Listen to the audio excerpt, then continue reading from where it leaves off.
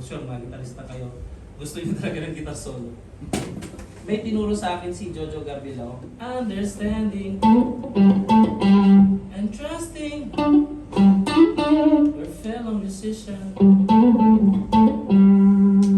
Okay, try natin ha. 1, 2, 3.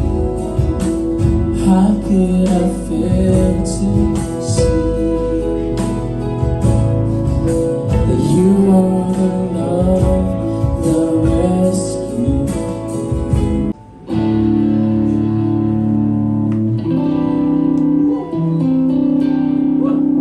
Bulaklak. Ang mukha niya, actually E minor 7. Sinuspend mo lang to. Pero kung tatanggalin ko to, ang chord niya, C add 9 yan. Kasi ang formula ng C add 9, C, E, G, tsaka ano yung nagpapa-9? D. D. Ito ang D. C, F over E siya. So pag pinlay ko siya na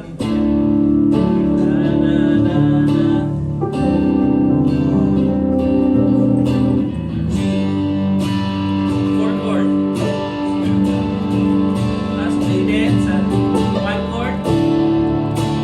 Tapos 5 minor. Oh. Pwede pala 5 minor. 4.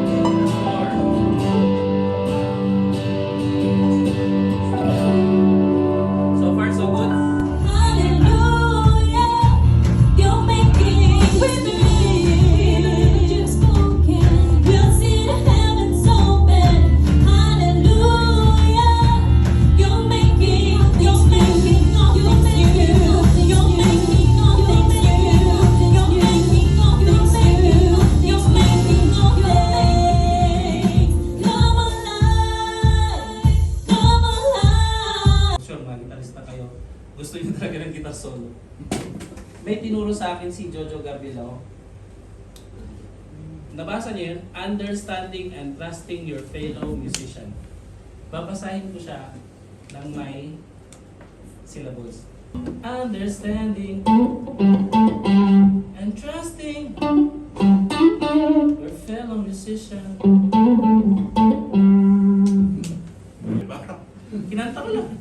So love that creature is of the sun, that whosoever will be with him should not, or Jesus wept.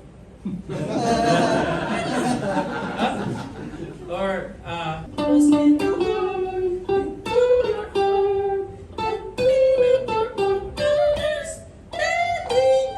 Tatas, sobra.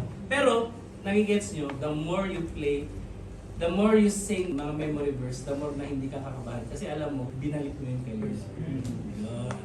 So ngayon, ang maganda dito, kasi technical tayo kanina. Bonus na lang yan. Ang pinaka-importante ko, relationship natin kay Lord. It's not about your gears, it's not about how beautiful or how expensive your guitar is. It's not about the LEDs, the speakers. Kahit acoustic lang po, kahit magpalakpak lang ako dito, I can still worship God without this. Ang importante, coming into worship is your heart, not the gears. Okay?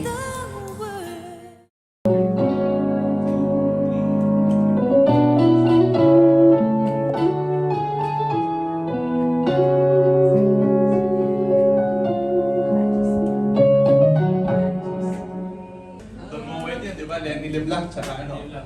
So, kumuha tayo ng inspiration.